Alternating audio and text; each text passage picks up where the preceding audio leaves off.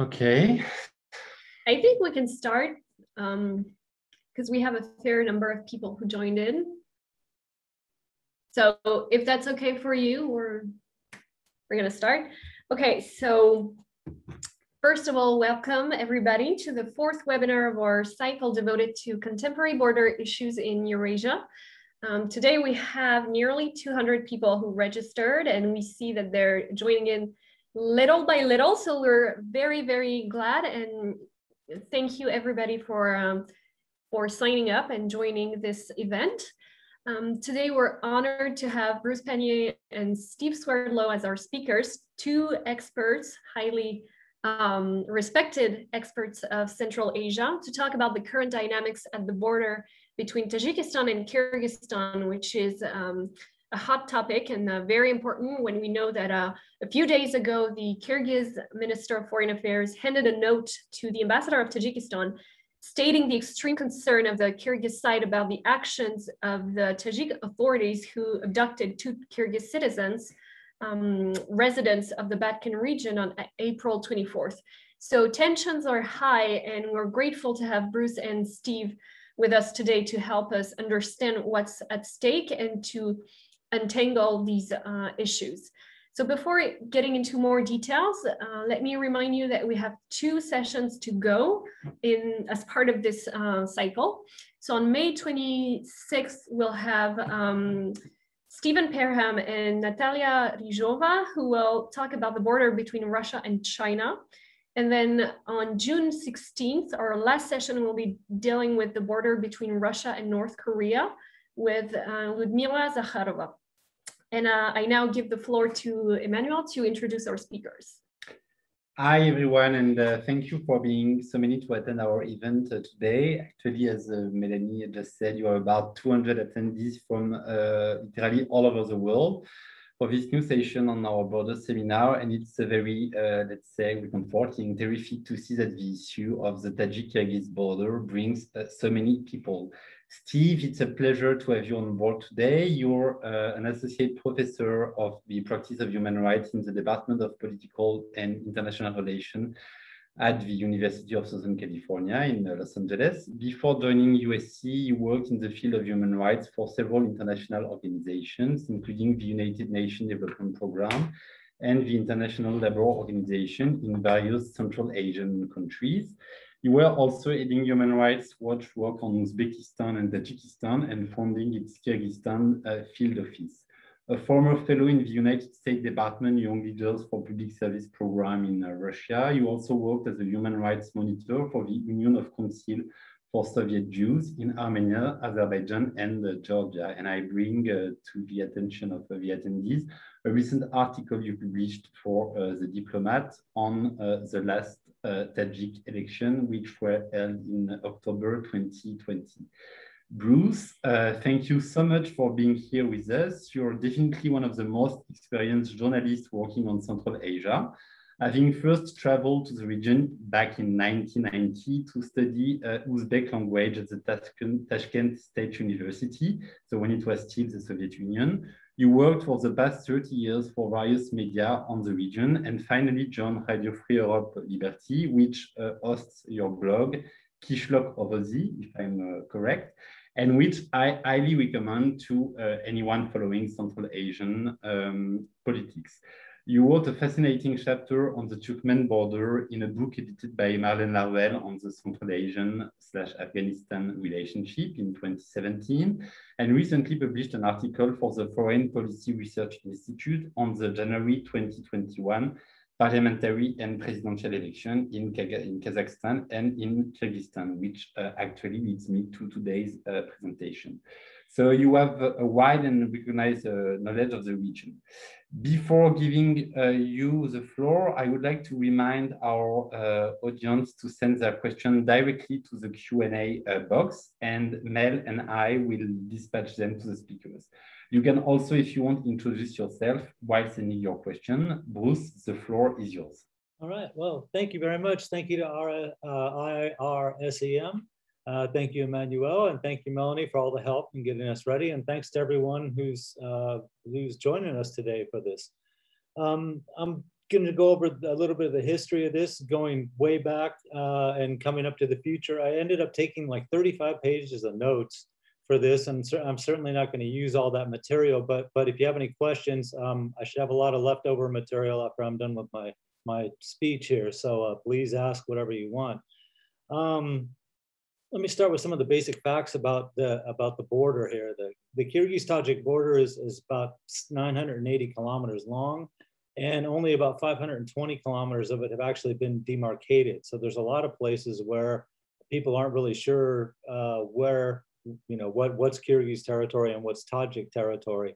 The parts that we're dealing with today, where most of the conflicts happen, are of course in the western part of that border. The eastern part is way up in the mountains, and not many people live up there.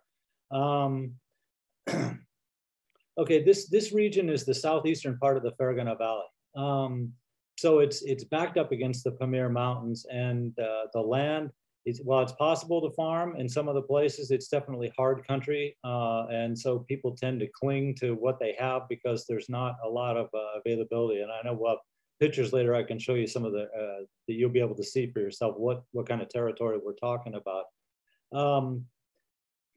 People have been living in this area for literally thousands and thousands of years.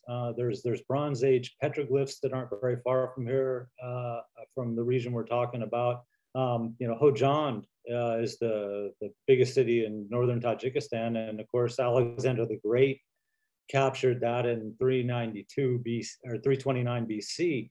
So people have been living in this area for a long time. And the reason I'm kind of making that point is that all during this time, there really weren't any borders where we're talking about at all. If you were living on what is now the Tajik-Kyrgyz border, this is like really the first time that had any meaning, for thousands of years where people have been living there. So they're, it's not something that we're accustomed to. Now obviously when they become part of the Soviet Union eventually draws up a map that shows the Kyrgyz Soviet Republic and the Tajik Soviet Republic. And I'm sure there were always difficulties over land and water in this area, and there were even after the Soviets drew the map.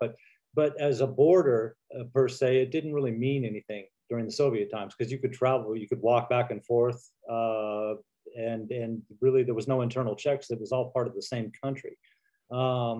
Now, these borders, of course, include enclaves, and we're going to be talking about Baruk in particular, which is one of the sticking points there. But most of the divisions of land, who owned what, where a border was, these were decided by the local communities themselves all this time. They defined who owned what fields and who had access to water at what part of the river and stuff. This might not have been amicable agreements all the time, but anyway, it was all settled locally. So the fact that there are now independent countries there means that the governments in capitals that are far from this area are deciding where this border is in a place where there never was a border to begin with. I first went to this place in 1992, the area that we're talking about today. I went Aksai and over to Baruk. And even back then there was there really was nothing. There was no actual border post or anything anywhere, and there was no problem with walking right into Baruk. People walked back and forth across, from the Kyrgyz side to the Tajik side. And what's even more interesting, to give you an idea of how recent this conflict is in 1999, when the Islamic movement of Uzbekistan had entered southern Kyrgyzstan, I was down there, and you could still go into these places, and they weren't there. You didn't feel a tension. I mean, people were worried because the Islamic militants were not far away from where they were living. But as far as their relations between each other, the citizens of Kyrgyzstan and the citizens of Tajikistan, there really wasn't much of a problem. So the problems that we're talking about today have really only developed in the last 20 years. And again, when you consider how long people have been living there, it's amazing how much the actual sovereignty of two countries has changed the landscape and the relations between these people in this area. Now, one thing that is complicating what's happening now is during the Soviet period, there was infrastructure improvements, right? I mean, the roads that you take into this area, the road that leads through Baykuktash and Aksai and Kyrgyzstan and takes you to Baruk didn't exist, of course. and the water canals. You know, Soviet engineers put in canals there, and both in the case of the road and in the case of the water canals, these crisscross back and forth through both countries constantly. So this is already going to be a point of friction because people think that they can block the road and keep you from reaching the village that you want to get to. They can block the canal and keep water from coming to your fields all of a sudden. I'm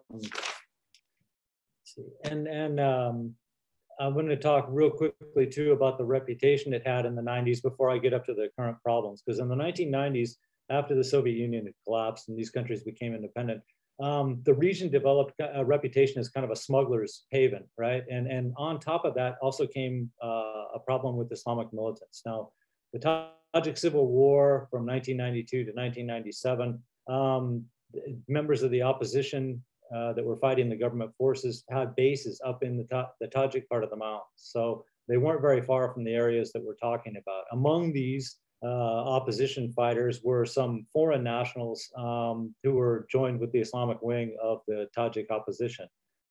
When the peace deal finally was reached in Tajikistan, the Tajik Peace Accord signed in June 1997, it left these foreign fighters with a lot of difficult decisions. They weren't Tajik nationals, so they weren't technically part of the terms of the peace accord, and their presence all of a sudden was undesirable in Tajikistan. One group of mainly Uzbek citizens was left with some tough choices as to what they do. In August 1999, it was the final stage of the disarmament for the Tajik Peace Accord, and they were up in the mountains, and so they descended into southern Kyrgyzstan instead. They soon announced that they were the Islamic movement of Uzbekistan, and their purpose was to overthrow the Uzbek government. But in the meantime, they were stranded along the Tajik-Kyrgyz border. There was a lot of fighting down there and in the mountains right around these places that we're talking about, not so close that it affected them, but certainly close enough that there was a new focus, a new attention that was put on these areas all of a sudden. And these militants from their bases up there, even though the Islamic movement of Uzbekistan, they came back in 2000, but they were pretty much wiped out in US bombing raids in northern Afghanistan in 2001, but there were still pockets of these people roaming around, and they caused a lot of problems off and on, you know, even up until 2009. Now, one of the results of the Islamic movement of Uzbekistan coming down in the mountains in Kyrgyzstan in the summer of 1999 is that Batken at that time was part of the Osh province. And the Kyrgyz authorities decided that to help speed up the response, should they come back, and they did the next summer, they were going to form a new province, which is the Batken province. It was formed in late 1999, specifically in response to the fact that these militants were roaming around in the mountains. So you've changed the administration from somewhere pretty far out. You know, Osh is a good distance from Batken and certainly from the Tajik border. You know, to somewhere very local, and put it in the hands of negotiations over border issues and things in the hands of local authorities, which sounds like it should be good, but it hasn't quite worked out that way.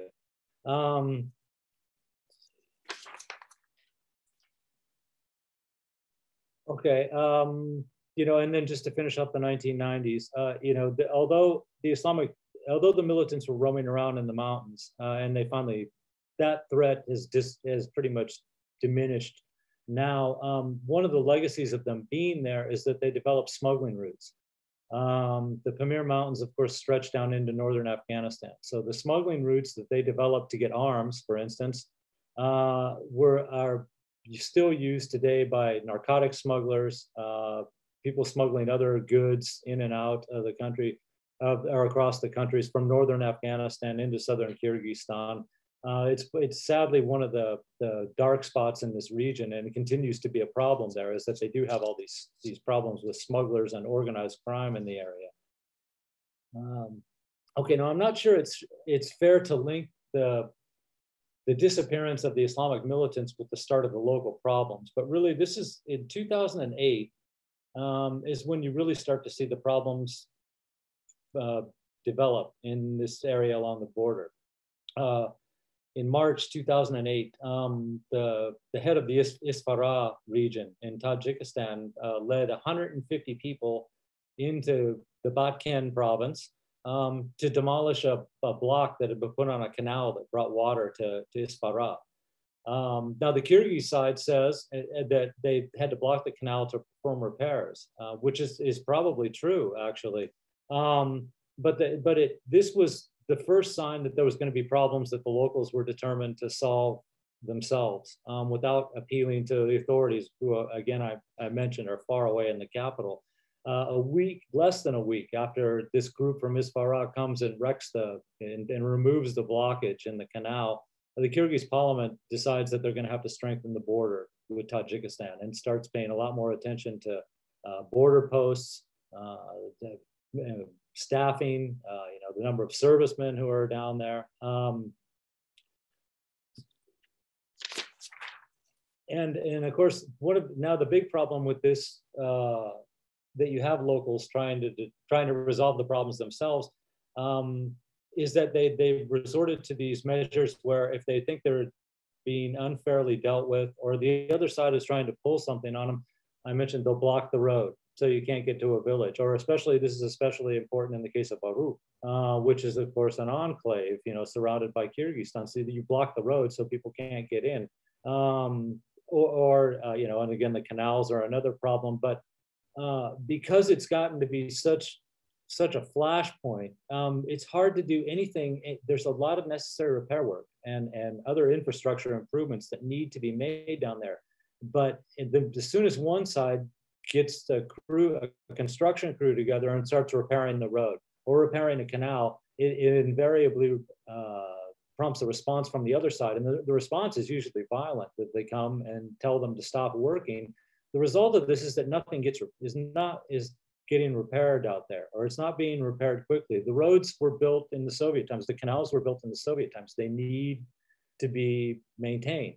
And it's very hard to do that, because if one side does it without the other side being what they consider adequately informed about this, it ends up drawing crowds. And at first, these crowds were, kind of scuffling and pushing each other. It eventually, by 2011, it's already become fights that involve throwing stones, hitting each other with sticks, cars, vehicles that are passing through. And again, the road goes in and out and in and out.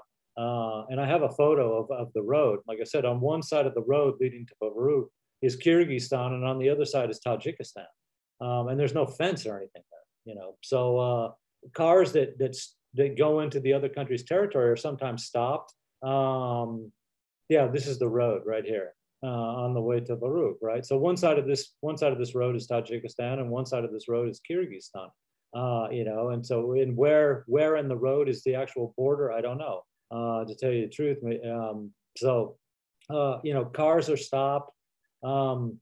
The drivers and occupants of the car are beaten by citizens of the other country. Sometimes the police help, or border guards are the ones to stop them and drag them out of the car and beat them and then vandalize their car.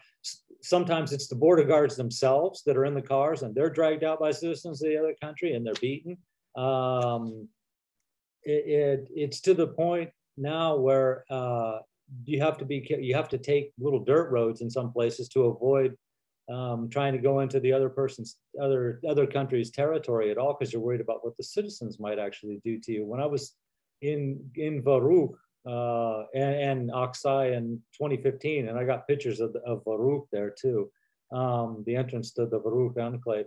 My driver was Kyrgyz, and he stopped, 60, 70 meters from the enclave, the entrance to the enclave, and said if I wanted to go and talk to him. And he said if I wanted to, I had to get out of the car and walk the rest of the way because they'd start throwing rocks at his car. So this has been going on, like I said, pretty much since 2011. It's escalated in other ways too, besides just the rock fights, which injured a lot of people already.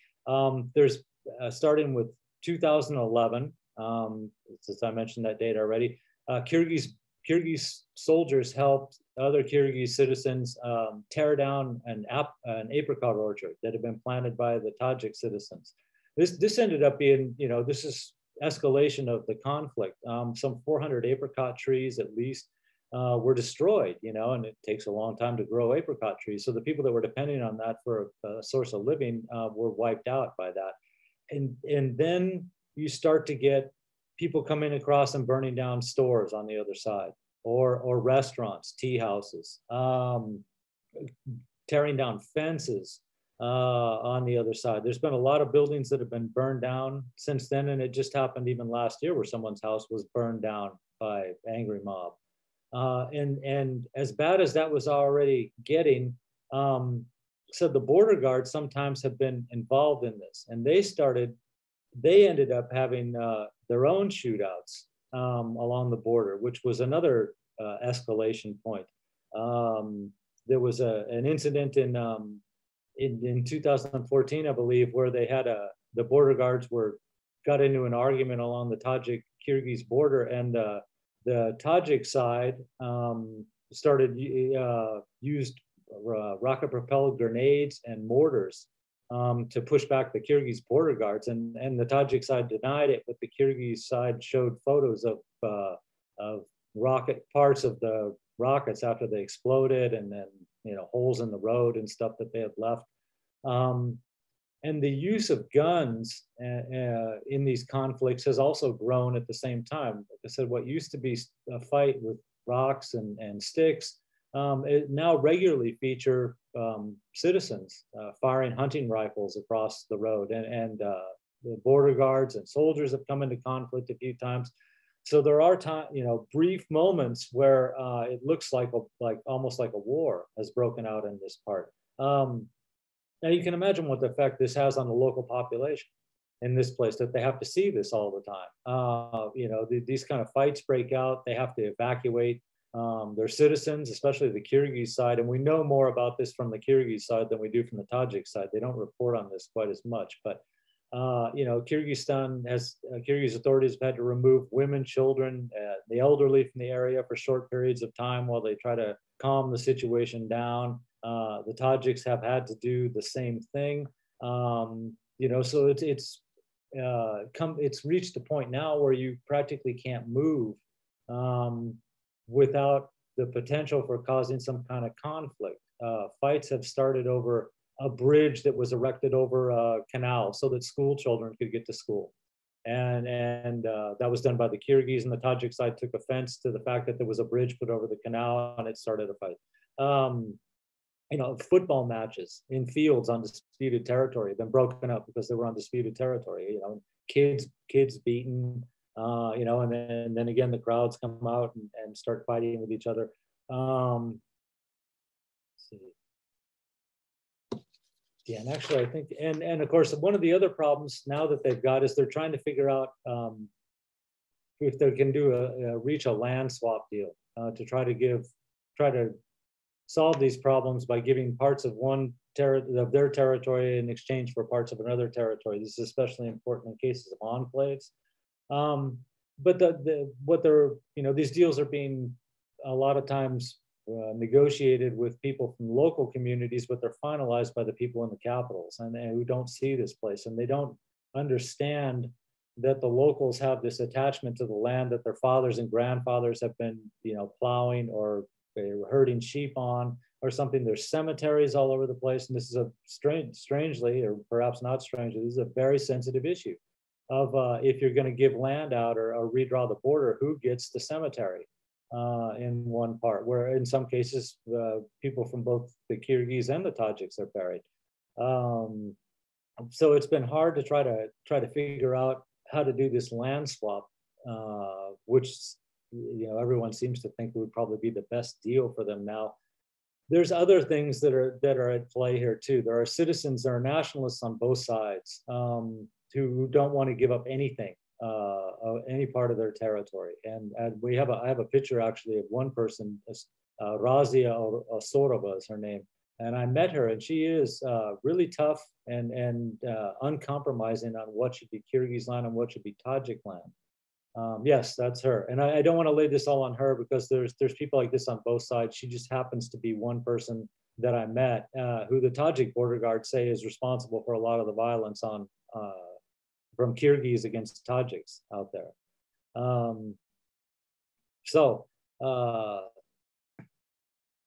Let's see. All right, I'll wrap this up too right now.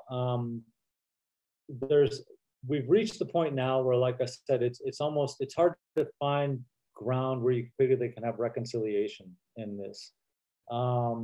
You know, there was an incident in February this year where several people from Kyrgyzstan had crossed into Tajikistan and were captured by the Tajik border guards. And there have been Tajiks who have done the same thing, and they've ended up on the, you know, in the Kyrgyz side of the border and been taken into custody. And their first thought was that they were going to exchange them, one for the other. But you know, this is a dangerous game to play. If you're going to exchange your people, your border violators for your own people who violated the other border, of course, it leads to all kinds of potential problems. Where to balance that out, you just go and snatch a couple people from the other side, so that you can trade for your own people that are over there.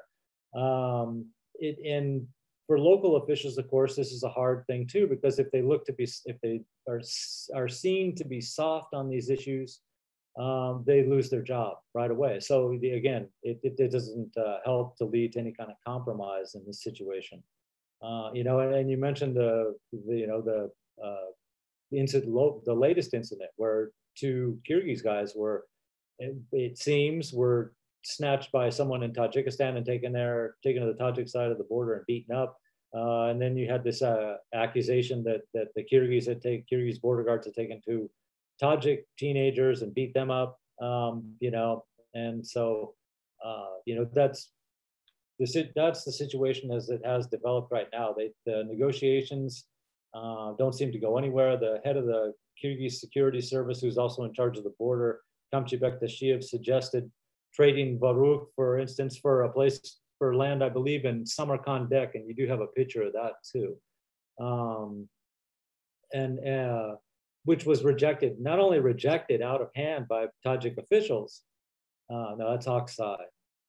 That's, yeah, okay, this is the outskirts of Samarkand Dek. Now this doesn't look, you know, if you're looking at trading your enclave with all the trees and everything, yeah, for this, an area like this, you know, this is unsuitable for herding, it's unsuitable for agriculture, you know, so, and if you could just go back to the water one time, you know, I want to show this too. This is the water, the canal that brings water to Samarkand Dek. But what is especially important about looking at this is to see the condition this canal is in, because there are so many places around this area that look like this. This is the source of water. This is badly in need of repair, but to do that, you have to block this up, and then you offend the other community downstream.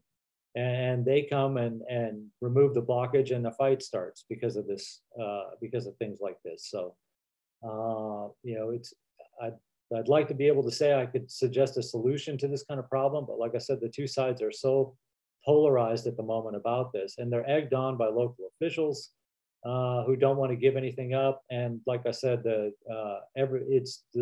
level of trust is so low in this place that no matter, every time something comes up about a compromise, they're sure that the other side has some trick they're pulling, and it just is not conducive to the kind of atmosphere where you can actually resolve any of the numerous border problems that they have and the associated problems with that. So I'll just leave it at that. Like I said, I'm much better at answering questions anyway, but I hope that was at least a background of how we got to where we are and what it looks like on the ground. Thank you, Bruce. Do you want to comment on the other pictures that you have on the PowerPoint presentation? Yeah, sure. If you just throw them up, I could do any one of them. Just go right through in order. Okay. Well, back to the first one. Hold on, because it's kind of acting up. I think we start with this one. Yeah. Okay, this is Oksai, right? And so you can see the situation for what people have to deal with, right? There's trees and stuff, but there's no extra available land here. at all. Any land that can be used for agricultural purposes is being used for that. And you can see from the mountains behind that what kind of situation, in terms of water, what we're dealing with here. Very arid region.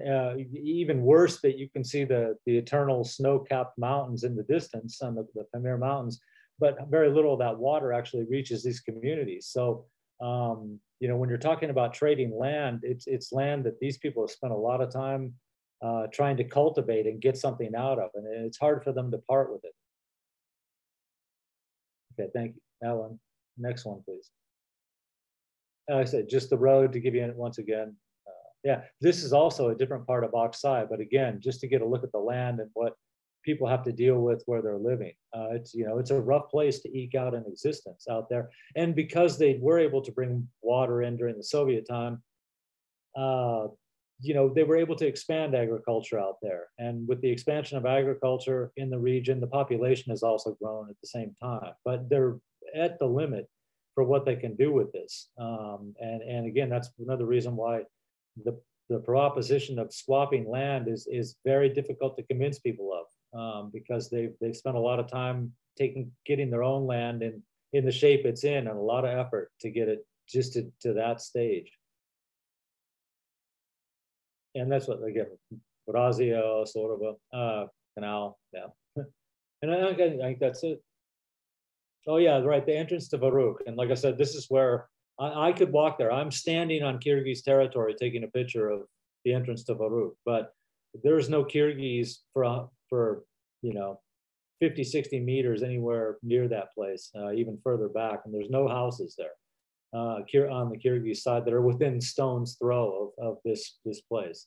Like I said, this was suggested as possibly one area that they might swap with, between Kyrgyzstan and Tajikistan, but that was rejected out of hand not only rejected by Tajik officials, but some Tajik officials responded by saying that not only is Varuk traditionally Tajik land, but all the land around it is, meaning Aksai, and those places. And the president of Tajikistan, Emomali Rahman, actually visited there at the start of this month, which is after the proposal for a land swap was made.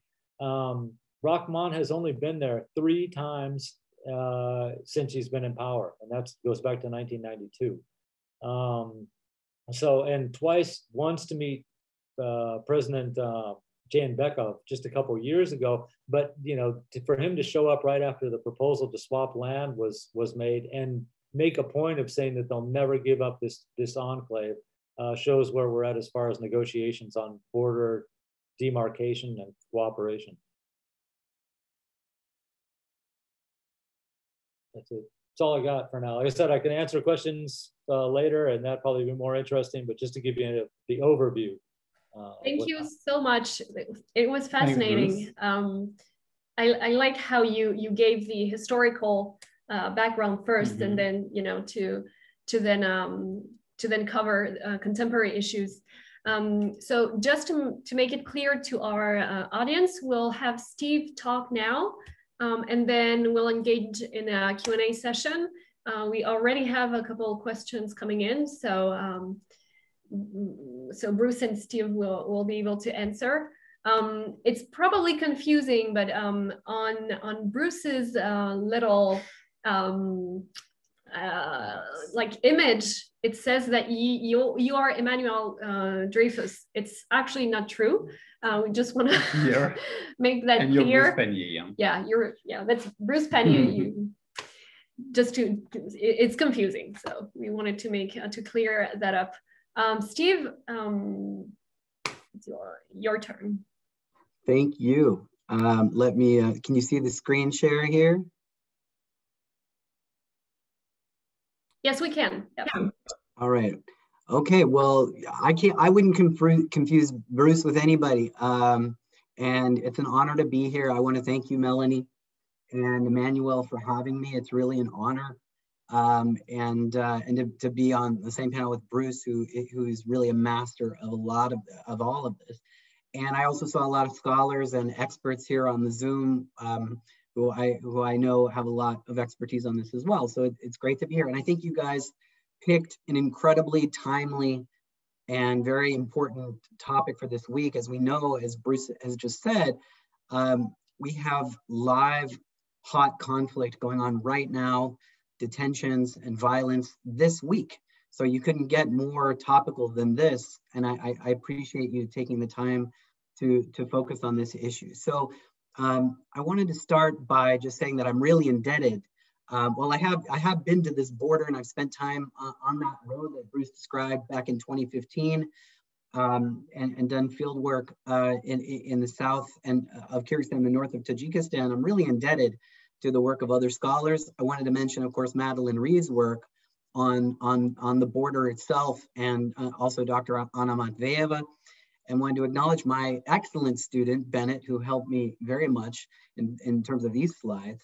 But I think Madeline has a really important phrase in her work where she says that being bordered often matters intensely to those living at the border, most precisely in those contexts where the institutional and geographic locus of the state is in flux. And I think that really applies to a situation where Dushanbe's hold on its periphery, Bishkek's hold or its projection of power on its periphery are not necessarily in doubt, but certainly you feel very much being in the periphery when you're out in these areas, as I did.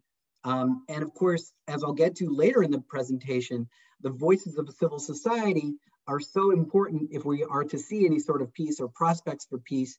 And at a time when Kyrgyzstan's human rights record is really spiraling downward and Tajikistan's authoritarianism is further consolidating, it's hard to see how the voices of the periphery, of local civil society and the local border communities that are affected by this will have that appropriate voice in the peace process. So as Bruce has said, this border is one of the last undefined frontiers in post-Soviet space. We have regular violent clashes occurring repeatedly. And as Dr. Matveyeva has said in her work, conditions remain fragile and prone to deterioration at any time. And again, just a few days ago, Radio Ozodi reported that 2 teenagers were detained and beaten by Kyrgyz border guards. Interestingly, the Kyrgyz side then came out and said, no, that's not true. And it's important to recognize that Kyrgyz media really dominates the information space. We have a lot more information constantly coming from the much more freer Kyrgyz press. That's not a surprise. But in terms of this latest recent event, Kyrgyz media were saying that the Tajiks had conceded that this reported detention was fake news. According to Bruce, though, I don't know that the Tajik side has actually said that. So this is a problem of this media space constantly being really muddy and difficult to wade through. 58 separately contested sections of the border. And again, we're talking about violence 30 years after independence. Why has it been so difficult for the two sides to delineate this border? We had 6 cases of violence in 2019, again, stemming from questions of sharing land and water. We had 200 Kyrgyz residents moved from the village of Damkha by National Border Guards. And I think it's interesting, as Bruce showed in his pictures, this is a genuine puzzle where it's not clear that there's any fair solution to both parties, or any solution that's really fair to both parties, and no clear markers geographically that really would make this process of delimitation and delineation easier. And Radio Free Europe has done the work of putting together this really helpful analysis that shows that you have a certain percentage of battles, riots, and violence against civilians. 10% of the violence against civilians has included lethal force, and one case I'll talk about involves a woman who was fetching water in 2019 who was shot and killed. So these are incredibly traumatic, and as we'll see in some video I'll show, really terrible cases of violence. Here is a video. Let me know if you can hear the sound.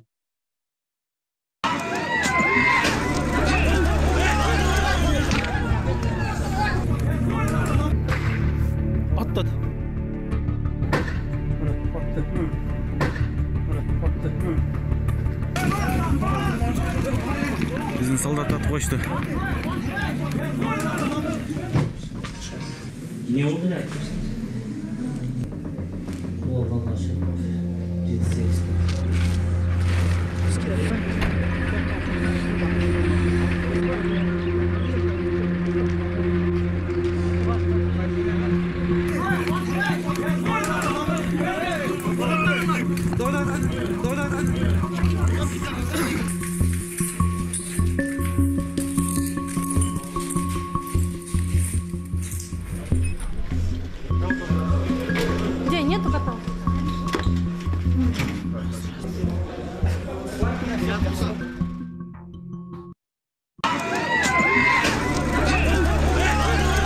Okay, so as Bruce mentioned, we had violence erupting almost at some points every 10 years, but then that changed to 20 years in the Soviet period, 1936, 1938, 1969, 1975, 1989. What was different about those incidents, of course, is that you had the Soviet army to be able to intervene. You also had these Soviet parity commissions that were operating, trying to delineate and mediate these conflicts. They weren't particularly successful, but again, you had a center that was a lot more powerful in projecting its power. Now, interestingly, you have this clash of rival visions of historical injustice, rival maps. I mean, and I've been so indebted and interested to follow your series, Emmanuel and Melanie. I mean, this is part of every border dispute in the former Soviet space, where we have rival maps that different communities point to in legitimating their claims. But Tajikistan points to the maps that were drawn between 1924 and 1927, while the Kyrgyz view really looks to later maps finalized around 1958 to support their claims.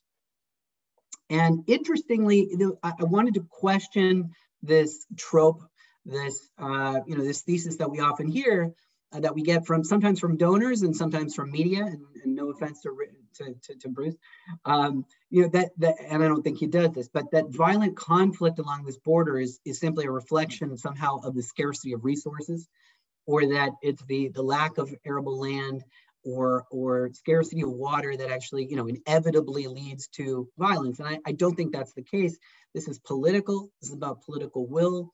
But of course, these issues of access to water and grazing land and trading are fundamental rights. And one thing we don't hear much, and I wanted to talk about in my presentation, was if we are to have peace, we need to integrate international human rights law into the discussion about the rights of the border communities and the obligations of Tajikistan and Kirghizstan.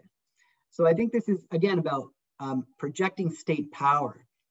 And unfortunately, this consolidation in a way of ethnic identity and rising nationalism that's taken place over 30 years, more in relation to the past.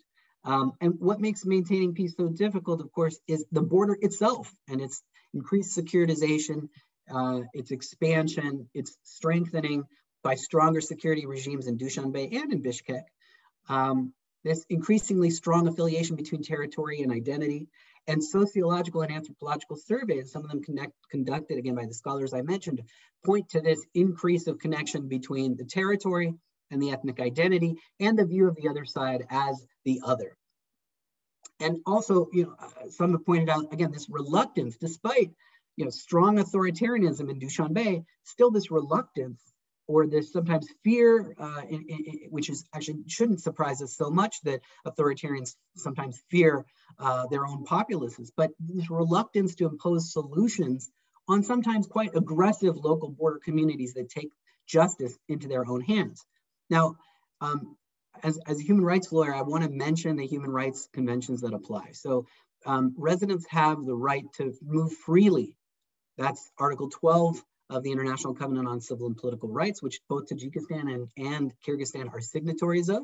They also have signed, I think more importantly for this discussion, the Covenant on Economic and Social and Cultural Rights, which guarantees rights to adequate housing, rights to water and sanitation and accessible food. And these are the concerns that I think residents are rightfully fear they would not have if they were involved in a land swap. And this is something that I looked at more closely when at Human Rights Watch, we did a research project on the way resettlers, people that were forced to resettle in the building of the Rogun Dam project, had their rights to livelihood, access to water, appropriate arable land placed under threat.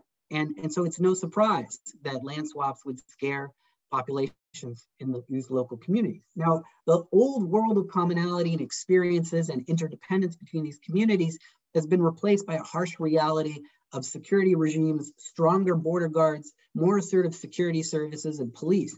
Another interesting aspect, now I visited the Kayrakum Vodokhranilishe, the water reserve in northern Tajikistan, and the Tajiks very consciously have renamed some of these places from their original Turkic names to Tajik names. That's just an example of this increasing importance of ethnic identification. So Kayrakum, the Turkic word, becomes Gulistan in Tajik.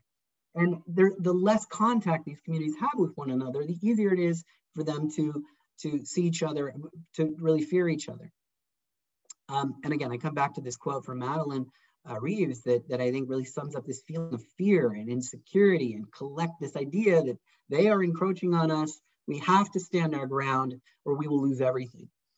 And where you've seen violent clashes in the past, those particular patches are even more prone to higher levels of distrust, and it's more difficult to engage them in the peace process. You also, it's been mentioned by many, the loss of a lingua franca, of Russian over time, the reduced role of elders in the Kurultai,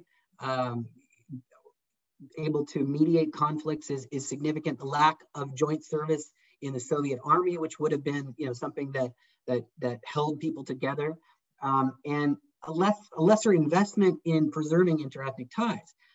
And again, we have to question this link about scarcity of resources leading to violence, but we should think about what donors do, what international partners do, the OSCE, UNDP, the EU, the US. They have a lot of good programs, and I don't want to say that they don't incorporate human rights thinking into their projects, but perhaps they need to do this more. You've seen, funding towards the construction of border posts, but and again, I'd welcome suggestions and comments on this, but I think it would be really important to have some of those programs address the idea that you could have joint jurisdiction, border posts, or incorporated into those programs that are sponsored by international partners, that there would be some aspect of those border posts that would require them to cooperate and to be part of, a Batken Sogt joint jurisdiction area that could harmonize legislation, allow for freer movement of goods and capital and traders.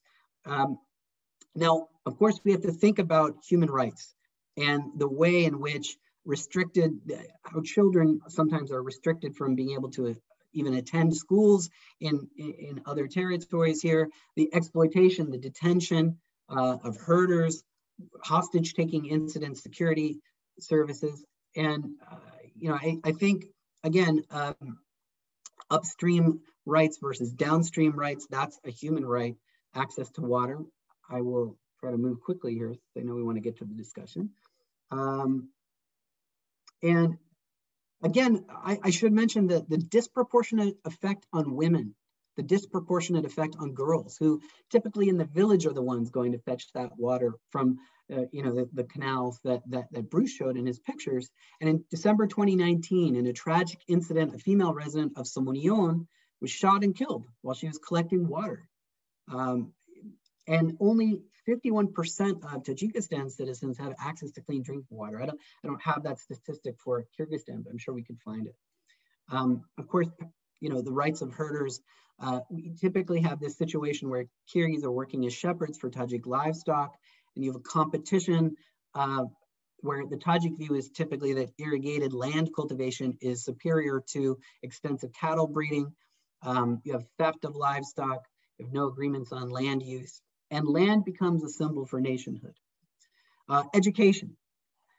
People aren't studying together. As I think Bruce mentioned before, it's less likely now for Kyrgyz and Tajik children to be having that joint experience, which increases this generational divide and ethnic divide.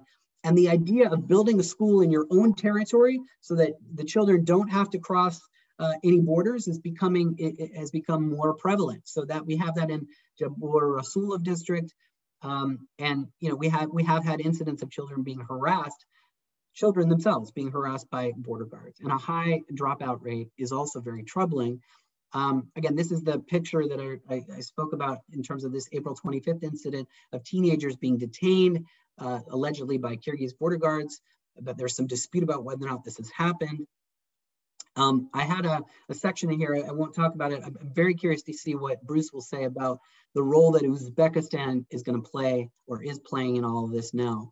And finally, I want to sort of end on the human rights concerns, which I've just listed and mentioned, that have to be addressed if we're going to see peace. And you combine all these problems, if there wasn't enough already, Combine all this with a backsliding on human rights in Kyrgyzstan, where you have controversial constitutional reforms recently, a consolidation of power, and civil society. I think this is probably the most pertinent aspect for this discussion, is that civil society is under pressure in Kyrgyzstan in a way we haven't seen. Of course, that's been increasing on, this is not only something under Japarov, but it's worse than it's been in a long time. And how will this allow for peace mediation talks or local voices to be heard? And of course, it's, that is a complicated patchwork and picture, which is somewhat new. It's somewhat dynamic, what we're seeing in Kyrgyzstan's backsliding situation. But Tajikistan's situation is deeply authoritarian and has been for at least 6 or 7 years in deep crisis. And having spent time in northern Tajikistan, I have a lot of respect for the work that not just human rights groups do in northern Tajikistan, but the delivery of basic services by humanitarian NGOs is incredibly important. But do they have a voice in these discussions? It's very hard to imagine that they do, given Tajikistan's human rights situation. So I'll just end here with this thinking about solutions. And this, again, this is not mine. This comes from Dr. Matveeva, who talked about shared sovereignty, which is a more creative way to approach this, a recognition of interdependence, which would be, again, removing barriers and obstacles to cross-border communication of people, movement of people and goods and services, emphasizing the common cultural identity.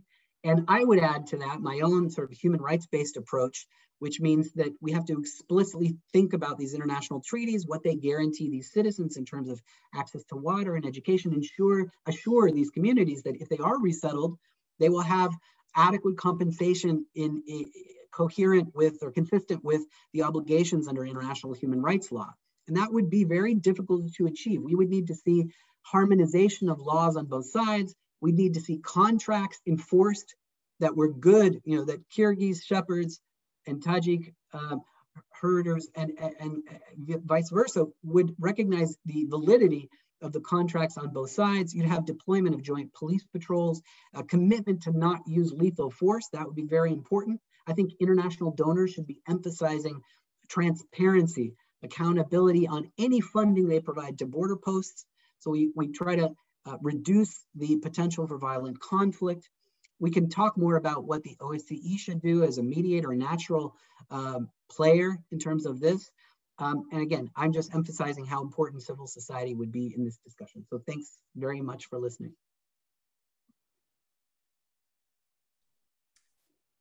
Thank you so much, Steve. Your presentation actually triggered a lot of questions, so we'll try to cover as many as possible. Try to end the screen share here. I think you just need to, how can you do that? I think down below on the button that says screen sharing, it should allow for shutting it down. It doesn't matter. We can start with the questions, if that's okay. If I drop off, I'll re-enter. I'll try to somehow end the screen share. What if? Okay, hold on. Sorry. So we have technical issue. Technical issue. And so we have new questions. Yeah, so we do have new questions coming in. So let's start, and I'm sure you'll find a way to figure that out. So the first question is actually it's very interesting, and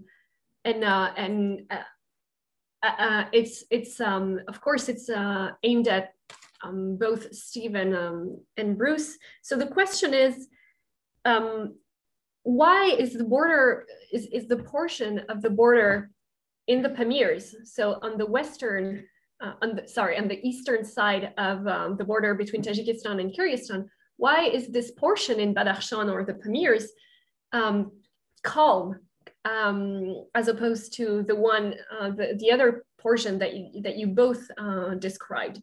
So basically, is it the population density? Is it the fact that on both sides of the border, the populations are ethnic Kyrgyz? Is it because it's just sparsely populated? Is it, so what's the reason why the borders, the portion of the border in Badakhshan is calmer than the one on the western side of the border?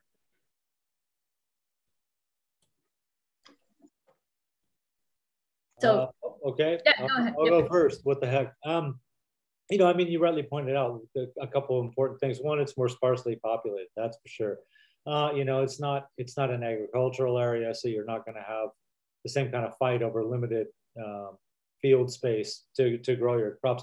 There are Kyrgyz on both sides of the border, and that said, I know there was information from a month ago that said that the Tajiks, some Tajik authorities were pressuring some of the Kyrgyz in Jirga Atal to leave and go back to Kyrgyzstan. So there is already the beginnings of, and hopefully it won't go any further than this, but there are the beginnings of some problems out there.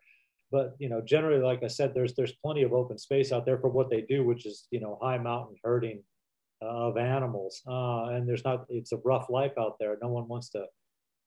Didn't seem like there's much reason to fight over land, considering the amount of people that are living out there. But for what it's worth, for purely nationalistic reasons, there does seem to be some movement to force some of the ethnic Kyrgyz out of that part of the Pamir Mountains in Tajikistan.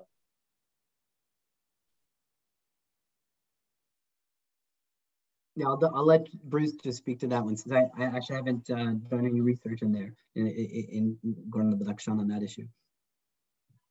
Oh, Okay. thank you. Thank you, Bruce. So we have one more question for both of you guys on tension at the border and regional integration. How does the fact that Kyrgyzstan is part of the Eurasian Economic Union but not Tajikistan affect the solidification of the border, especially along the Sadyr Japarov portion, just south of Khodjon, where exchanges are perhaps the most intense? And maybe if I can add, are there any prospects of Tajikistan joining the Eurasian Economic Union in the near future? Thank you. I don't know if you want to start, Bruce, or not. I was looking at this issue, and I mean, of course, yes, technically speaking, had Tajikistan and Kyrgyzstan both entered at the same time, there could be a legal framework that would at least put pressure on both sides to harmonize all the aspects of the border. But I'm skeptical, though, of how much Russia would play a role as mediator. I think I haven't seen Russia play that constructive role in other conflicts or areas, and I don't know that, you know, and the Eurasian Economic Union has proven itself quite hollow in many ways, and I don't know that there would have been an engagement on that issue, but it's possible. I'd be interested to hear what Bruce says. Well, you know, one effect that it had was that it kind of upped the smuggling, you know, through the region.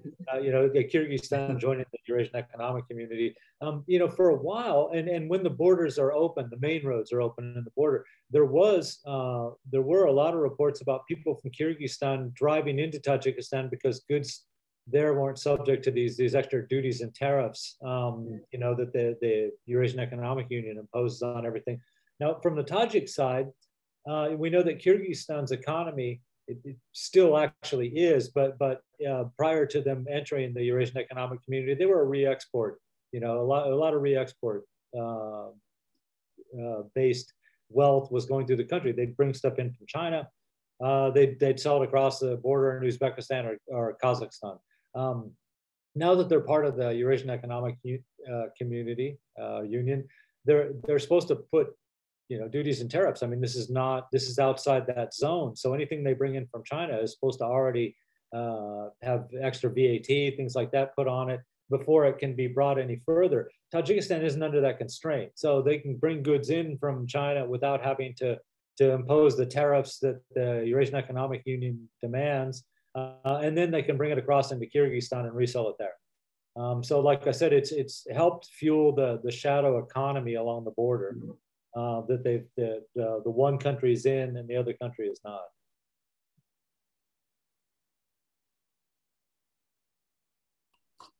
Thank you. Oh, I just wanted to mention one thing too about Russia. What it's worth, after some of the most recent conflicts along the border, just earlier this year, January, February or something, Russian Foreign Minister Lavrov did say that Russia was ready to try to mediate a role. I don't know how much either party in Kyrgyzstan or Tajikistan would view them as an honest broker, but for what it's worth, Lavrov did make the offer just a couple months ago. So just there is no strong interest from the Russian side to become part of the negotiation process and to have more its boots on the ground, like it did, for instance, in the South Caucasus between Armenia and Azerbaijan, or like it did in other hotspots in the former Soviet Union.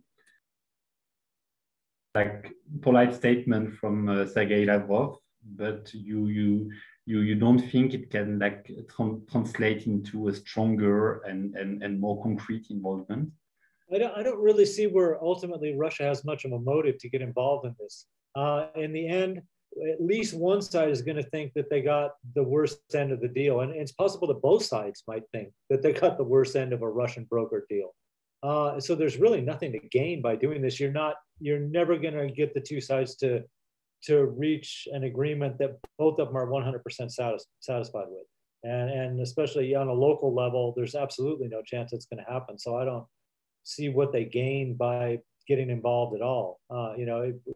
Maybe it was a genuine offer from Lavrov, or maybe he knew that they just wouldn't pay any attention to it and it was just for publicity. I don't know.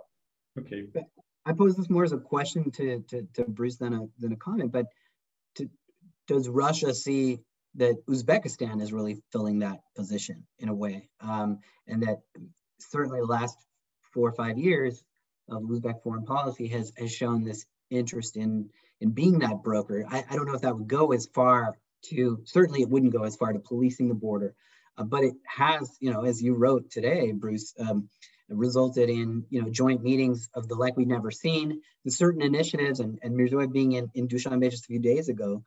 I'm sure this is discussed, but I wonder if I would see that the Russians certainly wouldn't, I think they would be uncomfortable moving in on what might be perceived as Uzbekistan's position. Or am I overstating Uzbekistan's potential here? No, I mean, I think, certainly you can't underestimate the value that Uzbekistan's better relations are with, have with both its eastern neighbors, the role that plays. The fact that Uzbekistan gets along with both Tajikistan and Kyrgyzstan is a big relief for both of them. It should be an example that you can resolve these things, or at least lower the tensions, even if you can't agree exactly where the border is. That you can reach a point where there's no need for an open conflict, between two local communities out in these kind of places. Now, and of course they're not linked at all. The problems along the Tajik-Kyrgyz border were going on when there were problems along the Uzbek-Kyrgyz and the Uzbek-Tajik border also.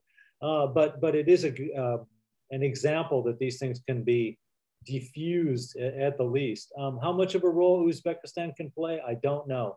Again, it's the same thing with Russia, but it's got a different element to it, because if Uzbekistan gets involved, then, like I said, they could be the bad guy for both sides. The Tajiks might look at it as, well, they're Turkic people, so they got that going for them and they're siding with the Kyrgyz. You could imagine anyway. Whereas the Kyrgyz would turn around and say they're Sarts, so they side with the Tajiks, right? And I mean Sarts in the old term, that they're sedentary people, not what it's become, not what that term has come to mean, but the fact that they're both the sedentary peoples of Central Asia, so they would get along, and there are a lot of similarities in the way they dress, the kind of houses that they have in that part of the Fergana Valley and things like that too. So I think even getting involved, they just leave themselves open to accusations of partisanship, even if there was an honest effort to be an objective broker.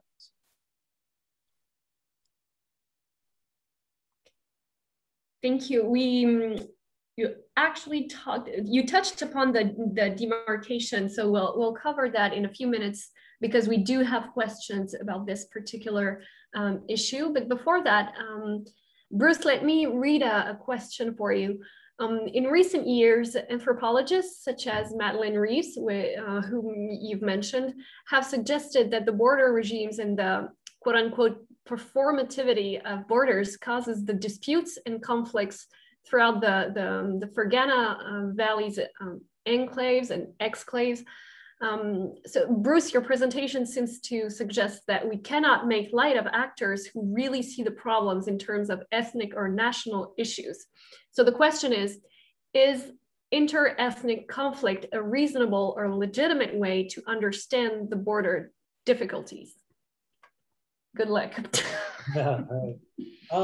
You know, I think it's kind of developed in that region. You know, that's why I wanted to start my speech with the history of the region. Now, these certainly there have been conflicts. I said people have been living there for thousands of years, and the problems have broken out, and they were resolved. Now, maybe violently, maybe not violently, but they were resolved and resulted in a new understanding that everyone had to abide by for at least a little while. This other element that's imposed on top of it now of nationalism, and you know, before it was my clan or my family's land against somebody else's clan or somebody else's family's land or something like that. But now it's Tajiks. It belongs to the whole people all of a sudden somehow, right? According to some of the actors involved with this. I mentioned Kamchibek Tashev. He said just a couple of years ago that Kyrgyzstan wouldn't surrender 1 square meter of Kyrgyz land to anybody, right? So it's not even disputed territory or something like that. It's become Kyrgyz land. And I mentioned the statements from Tajik officials too, that Varuk and areas around Varuk are traditionally Tajik land, right? So, you know, we have this whole other problem that's been pressed down upon the local problems. Locally, like I said, for thousands of years, they've been resolving this one way or another. And ethnicity might have played a role or it might not. Probably was a little bit of a mixture. But now because of the national element that's been introduced to that, it can't help but take on an ethnic character too, you know, at the same time. So this is, you know, it's one of the other problems that they have to resolve. You know, and like I said, I've been down there and seen with the two communities, and you know, again, I hate to give Razia Asorova a hard time about this, but at least she's one person that I did talk to, and the town she's in charge of, Kuktash, is right next to the Tajik border. You can see across the field that there it is, and she's not giving up any territory of her town, and she doesn't want them coming over into her town at all either. She doesn't want to see the Tajiks there, and she's certainly not going to give up any fields, water, anything to them, because she's convinced that's her people's land.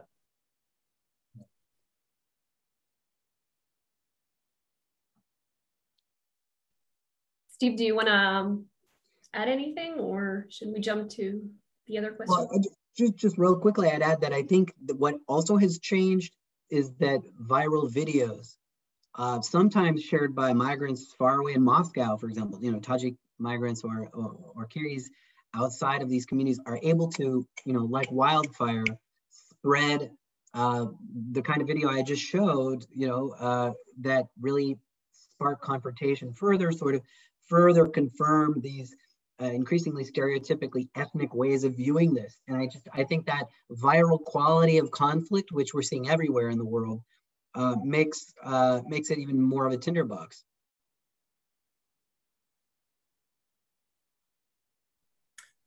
Thanks. We'll jump into another series of questions. So I mentioned the demarcation process. So we have a question about this. Can you please give some details on the current demarcation process? More specifically, who are the members of the Demarcation Commission in Kyrgyzstan and Tajikistan? And why are the, okay, I have a hard time with acronyms. Can you read that? I would say GAKNV. So the Kyrgyz services. Right. Security services. Yeah. So why are they so much involved in the process? And how do you understand Tashev's primordial position and provocative attitude. As a matter of comparison, do you know any similar process of border demarcation elsewhere in the world? So is there any parallel to draw between this case study and another one? So that's a big series of questions. So feel free to take your time or let the other speaker talk first. Well, I'll just again say briefly, there's not much transparency, certainly not on the Tajik side that I looked at more closely. I was discussing this with Bruce yesterday, trying to determine, who are the players beyond Rahman that are really involved. And I don't have a list before me of who's part of the commission, but you can bet that the security services are involved. Although, again, the head of the security services, Yatimov, his name hasn't been mentioned, as Bruce reminded me. I think this increased securitization over time means that the security services are in the lead. Local border communities are mobilized, are instrumentalized. Their anger is sometimes showcased for particular political reasons. We can't do this, or Rahman can say we won't do the land swap because the local community won't take it. They won't stand for it. And as I mentioned, this reluctance to impose solutions from the center on the peripheries, despite being authoritarian, that's a sort of paradox. If you're so powerful, then why can't you impose a solution on a local community? In Kyrgyzstan, the situation is different, much more obviously, power resting more legitimately on the popular will. And I'd be interested to hear. I know, the British embassy is now doing a visit in Batkana Oblast. I'd like to hear what they're seeing and what they're hearing. But obviously, I think the primordialism that Tasheev has advanced, which, by the way, echoes so much of what Japarov is saying, is worrying. It should worry us a lot about the potential for a further deterioration of conflict. Another aspect of this is that, Rahman has been in place for the longest time, and the Kyrgyz leadership keeps changing, and he may think, what faith or what stock should I place in an agreement with the other side, which is going to be, in a different place 6 months from now, or in a different place a year from now. That's another complication. I don't know if I've answered the question, but those are a few thoughts. That's just to follow up a little bit on Steve's last thought. That I agree that's one of the big problems with this, is that if you're looking at this from the Tajik side of the border and you're Rahman, if Kyrgyzstan proposes some deal you don't like, you just figure you'll wait it out until they have another leader. He's dealt with 5, 6 of them now. So there's no way they're going to accept anything that they think is disadvantageous to them, because they'll just play for time and hope that somebody else comes up. Now Tasheev, why is he pressing it? Well, Japarov and Tasheev, they're known to be nationalists, and that's their support base is these kind of people. So of course they're going to push the Kyrgyz side. That's why you get the statements about we're not giving up 1 square meter of Kyrgyz territory. Why is he in charge of it? That was part of the question. Why is the GKNB part of that? Because the border service has been transferred under their jurisdiction.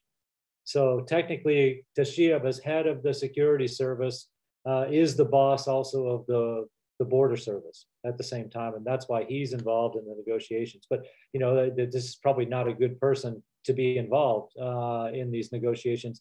Generally, there's deputy prime ministers and with input from local officials, governors, and perhaps mayors of big towns that are all involved with this. There's informal efforts at resolving this too.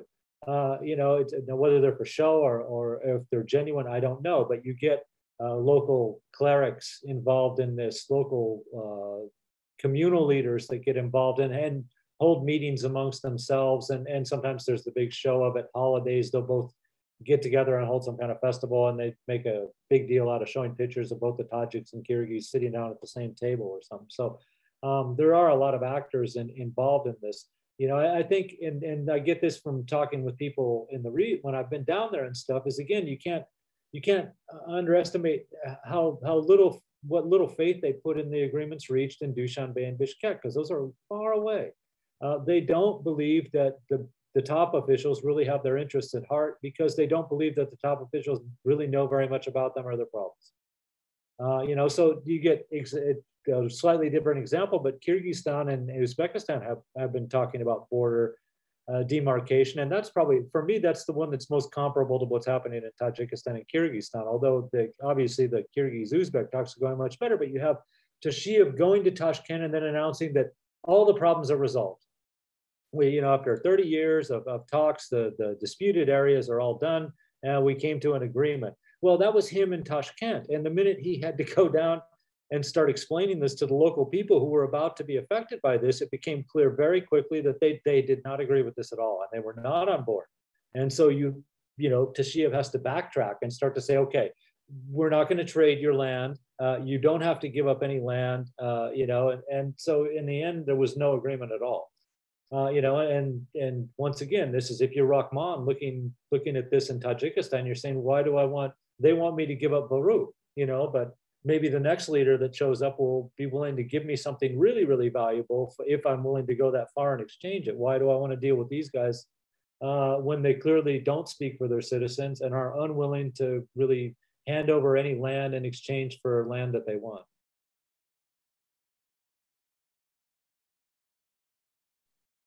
Okay, so we have one more question from a very enthusiastic attendee who I quote, thank you guys for this fascinating presentation. So, and the question is about the potential of power decentralization for the mitigation of these border conflicts, if municipalities / regions would have the ability to deal with directly with their counterparts on the other side of the border. Wouldn't it be a solution? So a decentralized approach to these border tensions. Well, it's absolutely essential to have a decentralized approach, to have a voice for local communities, not just local residents, but as I was saying, I have more experience in Sug than in Batken, and what I've witnessed in Isfara and Hujan, traditionally, historically, a lot of the strongest civil society organizations were, and civil society in general, was based in northern Tajikistan, but their voices and their activities have really been hampered and undermined by relentless bureaucratic checks, by the tax committee, all sorts of pressure, a sort of foreign agents law, but it's not called that in Tajikistan, and just a constant fear of being closed, of saying the wrong thing, of upsetting the wrong official. And I think that is an untenable situation for peace. I think about the way in which there started to be maybe just some, green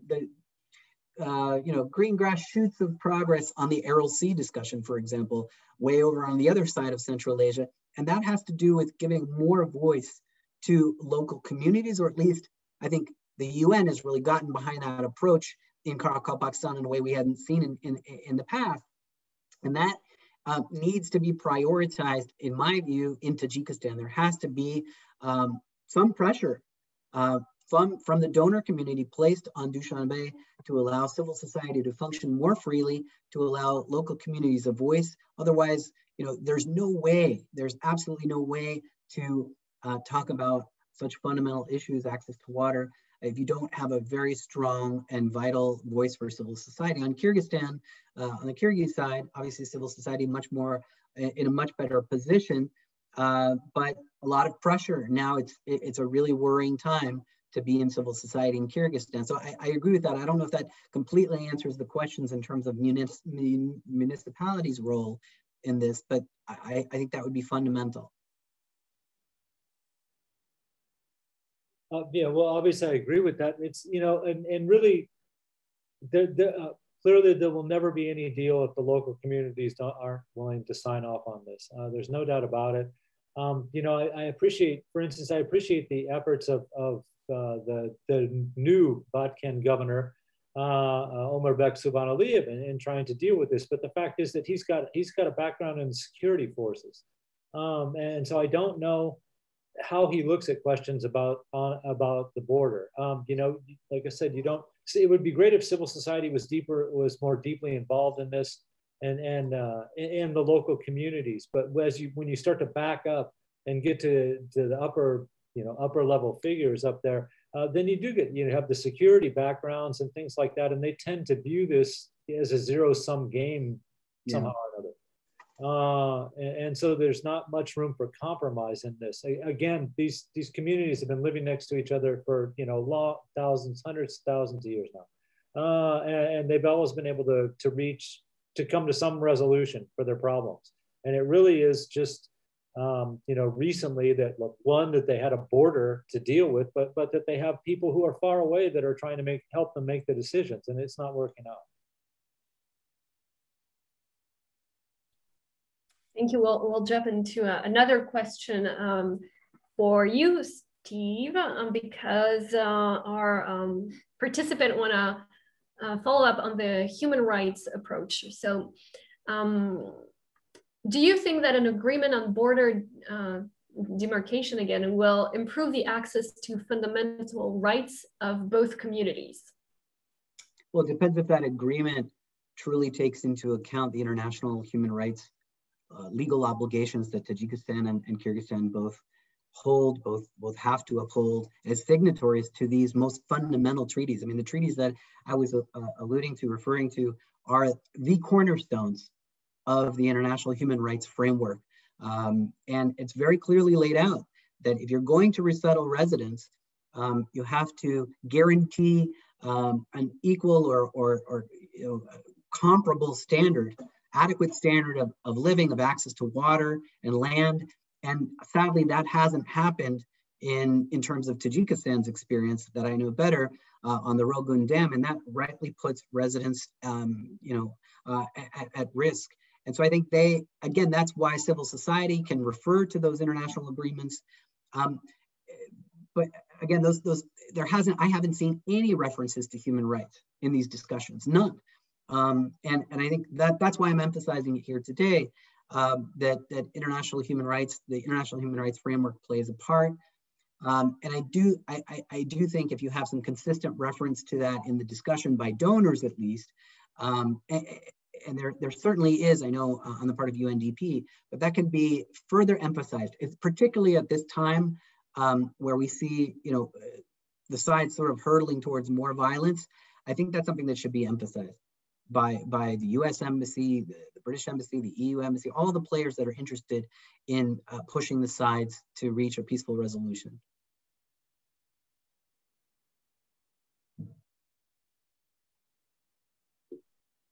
Thank you, Steve. For both of you guys, we're now jumping into the role of regional actors. And we have one question more particularly on the role of Iran. And the question is, there has been a recent visit of the Tajik Minister of Defense to Iran. And is Tehran somewhat involved in this borders war between Tajikistan and Kyrgyzstan? And also about the role of China and Uzbekistan. If you want to elaborate a little bit more on this, Steve, please feel free. I'll let Bruce start on this. Well, I dealt with Russia a little bit. I think, in the end, the point that I made earlier about no one really being anxious to get involved in this if they absolutely don't have to. There's a couple of scenarios that certainly would bring more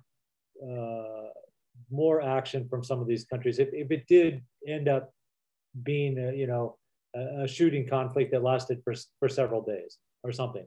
Then you got a problem because Russia's got bases in both countries. So they're going to want to at least put an end to it as fast as possible. I think China would be in the same situation through the Shanghai Cooperation Organization, that they would be pressing both sides to stop as fast as possible because it's bad.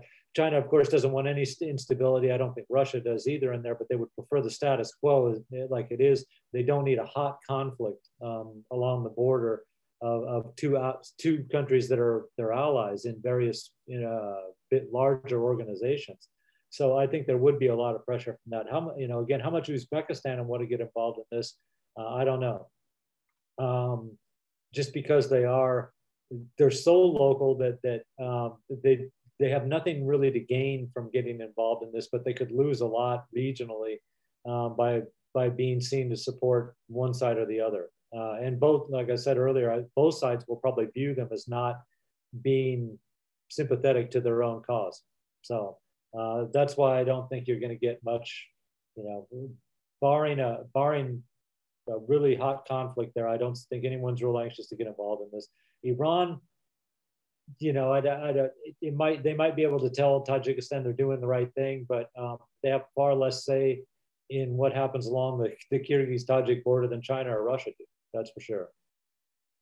Yeah, I would agree with all that Bruce is saying. I would just add that in terms of the question, it's interesting about is Tajikistan looking for allies? Is it feeling lonely? Is it feeling sort of isolated? I would, you know, I don't want to speculate, but it's clear that Tajikistan's trajectory has really gone downward in terms of not just human rights, but I think when you have such increased authoritarianism, you have naturally more paranoid politics and paranoid foreign policy. We saw that with Islam Karimov in his time, and we're seeing it with Rahmon. So the fact that Tajikistan, which, you know, they, in some ways, when Karimov was around, Tajikistan and Kyrgyzstan could sort of look to each other in a way as natural allies. And once that changed, once you had a more rational position coming from Tashkent that was not necessarily a peacemaker, but was at least promoting normalized relations, that does make Rahmon all of a sudden really start to think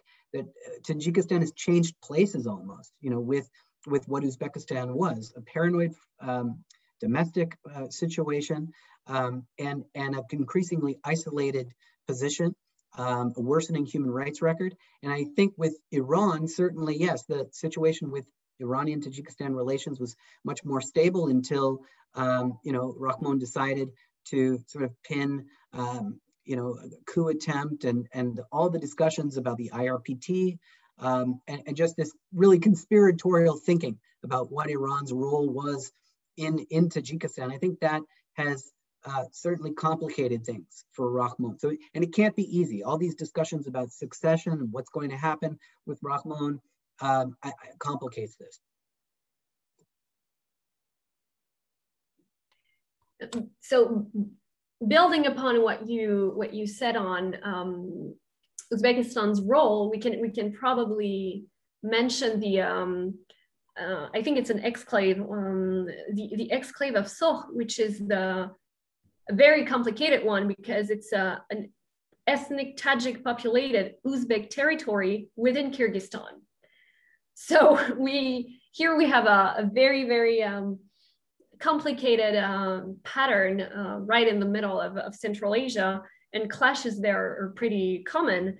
And Uzbekistan's actually building an airport to better connect the exclave with Uzbekistan proper. So do you want to comment on that, or probably put it in parallel with the historical background that Bruce touched upon, and the drawing of the borders during the Soviet times that led to this very weird situation at the Soh exclave?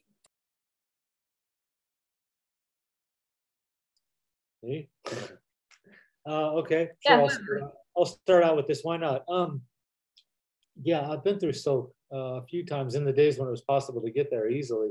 Yeah, it is kind of it's unique in Central Asia, to be sure. It's hard to compare this with what's happening with Vorukh or even, you know, what's happening along the Kyrgyz-Tajik border.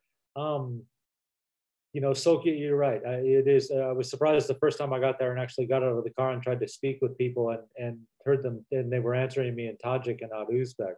So it's something different. But Uzbekistan looks at that. There's a couple of reasons why they're going to hold on to this, because it's a far outpost for them. You know, I mentioned the Islamic movement of Uzbekistan. This was, you know, this is like a forward base for them in that, and they won't forget what role that performed or fulfilled in 1999 and 2000. You know, I went through both those summers. I went through Seoul, and in the difference between 1999 and 2000 was significant. I mean, it was a fortified military zone by 2000 when I went through. It had armored vehicles, tanks, including tanks and all kinds of soldiers there and stuff. So I don't see them giving it up because that's their forward base for if militants come out of the mountains and along the Kyrgyz-Tajik border. you know, and also it's an area that they don't have to worry about too much, because if you drive through Sok, you can't help but notice you're in Sok right away. Even in the old days, before there was any border or any check there or something like that, it's agriculturally rich. The minute you enter Sok, it's green and there's trees and bushes and, you know, everything's growing, and they're not, it's potentially anyway self-sufficient and can even export some of the stuff, but it doesn't cost the Uzbek government much to hold on to this, because it is self-supporting in terms of food.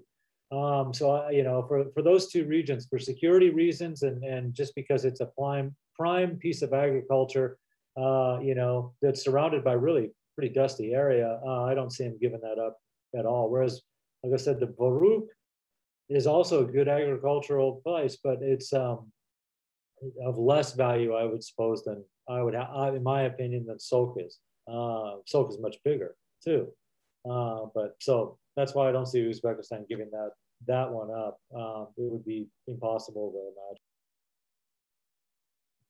No, I also don't want to compare necessarily, just to say that Sok reflects or illustrates again some of the difficulties that exist for the leaders, not in terms of imposing order, but you know, the deep disturbances or the deep economic problems, the deep you know, the lack of access to goods and fundamental rights, and just the access to a dignified existence that is so often denied to these border communities leads to real unrest. So beyond the border clashes, beyond the problem of the conflict with others, just the periphery nature of existence in these places complicates life so much that it leads to natural, I don't want to say disturbances, that's what the centers call peaceful protest. But we saw how the then governor of Fergana province was pelted with stones. Shuhrat Ghaniyev, when he visited Sok, pelted by stones. You know, and some of this was in relation to the disturbances and the clashes with Kyrgyz, but it was also, I think, about just the quality of life being so complicated and difficult. And that's what these leaders fear they're going to encounter when they visit these enclaves or exclaves, is that I'm going to be confronted by citizens that are pissed off about how long they've been ignored, how long they've been marginalized and ignored by the center. And I think maybe that's another reason, Bruce, why Rahman's only been, you know, 3 times to Voruk. He doesn't want to face criticism. He doesn't want to face the outrage. And so what do the Uzbek authorities do? They handed down quite stiff sentences to several people recently in a trial related to those disturbances last year in Sok. I think 5 years or more to several of the participants. So again, a sort of, even in the Uzbek context where we've seen the road from Rishtan, and we've seen also a visit recently by some human rights activists supported by the Uzbek government to Sok. So that's good. We see some more engagement with the exclaves in a way we never saw under Karimov. But at the same time, there's still this tendency, this instinct, this authoritarian instinct to crack down hard on criticism when local residents voice grievances. And that again is worrying. If I could just put one more comment in, since I've been to both Sok and Voruk and now down to the border region, you know, as much as they got the basics of what they need, there is this sense of, you know, as Steve said, there's not a lot of attention paid to this, and the situation, the standard of living in the situation doesn't improve very much. Where they compare, that I've noticed, is there's a real alcohol problem in all these places. A lot of people drink in Voruk, a lot of people drink in Sok, and a lot of people drink along the Tajik-Kyrgyz border. You know, and this is a sign of, you know, just how cynical, you know, I don't know, the fact that they don't really have much hope that things are going to get better, that every day is kind of the same thing over and over again. You know, so it's strange, but it is, I suppose it's significant that these kind of areas are the ones that have this kind of problem with alcohol. And you don't see that in other places, and you don't see that along other borders in Central Asia, but there you do.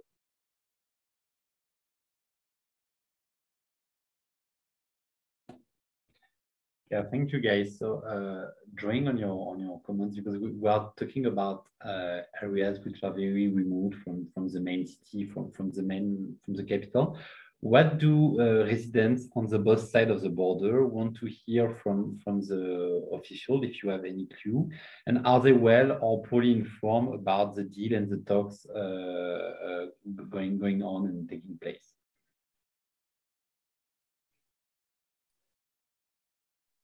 That's a tough Sorry. one. So, well, I could answer real quickly. What they would like to hear is you get to keep all the land you have, and we're going to get something else too. yeah. That would be the obvious answer. But since that's not going to happen, I think the best answer they could hope for is we have a deal where everyone's going to get something out of it. That we have. I've talked, and then Steve and I were talking the other day and stuff. That free trade, free economic zones might be part of an answer in these areas, where people from other regions of these countries can get together and sell their goods and buy goods that are there. But something that brings the communities together, and at the same time they see that it's benefiting them personally, and that the fruit, the cooperation with the other side is beneficial too. So that's what you're going to get. Like I said, the easy answer would be like, we get everything we want and more, but you're not going to get that. So the compromise answer is we got an idea that everyone gets something from that you don't have right now. That's a great suggestion. I would say, I think despite the rally around the flag mobilization effect, where local border communities tend to view the local police as their protectors in this conflict, and it increases levels of nationalism, I still think I agree with Bruce 100% that I think the communities want a commitment that the security services, the border guards, the police are not going to use lethal force to shoot to kill residents fetching water, just going about their daily lives. I think that is such an extreme and perverse, really, outcome that we've seen develop over the past 30 years. That I think everyone agree that level of violence needs to end now, despite these competing claims. So I think if the first thing that can be done and should be done is to put an end to the loss of life, to really explicitly have all sides talk about the need for just a ceasefire, commitment to use non-lethal force. And as I was saying in my presentation, I think joint police patrols, I think having some sort of special jurisdictional zone where both sides would have authority, where they could deal with the real threats. There are real threats of drug smugglers. There's organized criminal groups that have to be dealt with. So there's a role for security, but that's what they should focus on. They shouldn't focus on all the movement and stopping and interfering with the movement of goods and traders and these vendettas and harassment. Those aspects need to be dealt with. And I think, dealing with them in a staged approach or phased approach would be logical.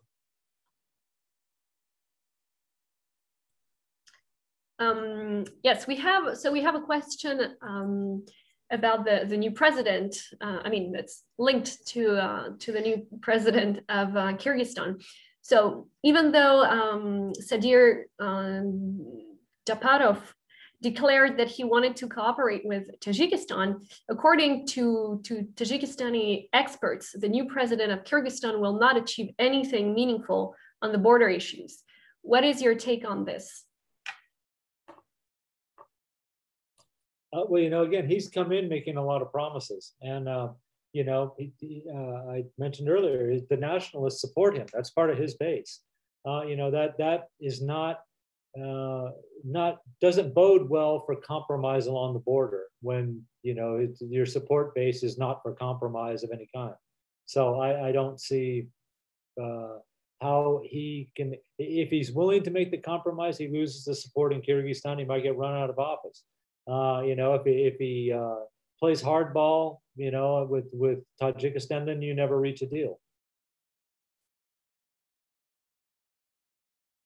Yeah, I would add to that. I think that Japarov is quickly branding himself as not a friend to democratic processes and human rights by the power grab that he has engineered, the constitutional referendum, which has raised alarm bells everywhere.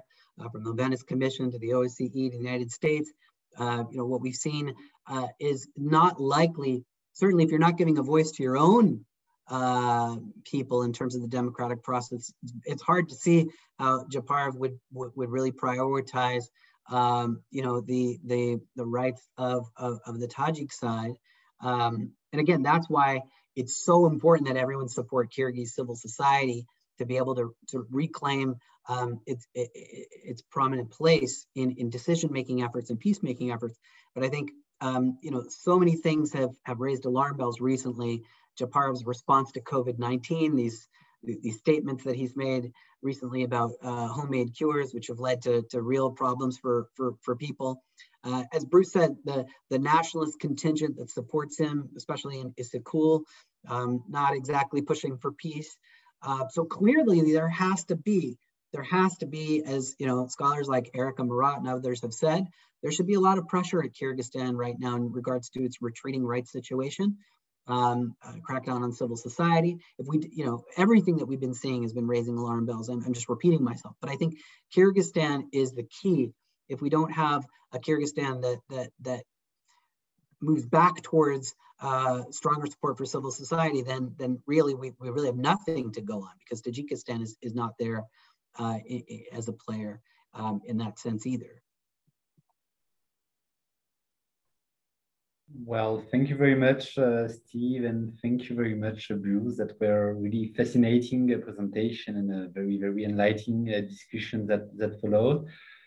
Unfortunately, I would say we understand there is no solution in sight on this border dispute between Tajikistan and Kyrgyzstan, and that the authorities of both countries need really to take into account more efficiently the daily life at the border, and maybe also take into account your knowledge and your advices. And on that note, I would recommend maybe the attendees once again to read the articles published by Steve and Bruce. You can find them on the web, and are really, really interesting. I let Melanie remind what the next seminar will deal with, maybe. So we hit the end of our discussion, which I really like the format of you both interacting and having questions coming in. It was a huge success. We had a lot of questions, and like we said, almost 200 people listening to you. So the event is recorded, and it's Steve and Bruce will be able to share the link with on Twitter or any other platform. So for people who missed the event, that's good news. And I'd like also to thank very, very intensely Steve for waking up so early in the morning, because I think it's like, what, 7 a.m. or something, or 8 a.m. Where you are, and you're about to start teaching in a few minutes. So yeah. Thank you for taking the time to answer and to prepare this amazing presentation of yours. Bruce, again, thanks a million times. You're very, very, like we said, you're well-respected expert on Central Asia, and we recommend the audience to not only listen to the Majlis podcast that we didn't mention, but a very, very interesting podcast which it tackles current issues in Central Asia, and also your blog, Kishlok Ovozi. And thank you again. We will remind the audience that the next webinar will talk about the border between Russia and China. So we'll be moving east, and we'll leave Central Asia, unfortunately, but it's going to be very, very interesting as well. And we'll have Stephen Perham and Natalia Rizhova, who will talk about the issues at the Russian-Chinese border. So it's on May 26th. Stay tuned. We'll share the information on IRSEM and INALCO's websites. Thanks again, everybody, for listening, and thanks a million times to our two speakers. It was fascinating and a huge success. Thank you. Thanks, Emmanuel. Thanks, Melanie, and everybody that attended. Thank you. Thank you. Yeah, thank you very much. Thanks. Thanks. Okay, have a good rest of the day / night / good day. afternoon, wherever you are. Bye-bye. Thanks.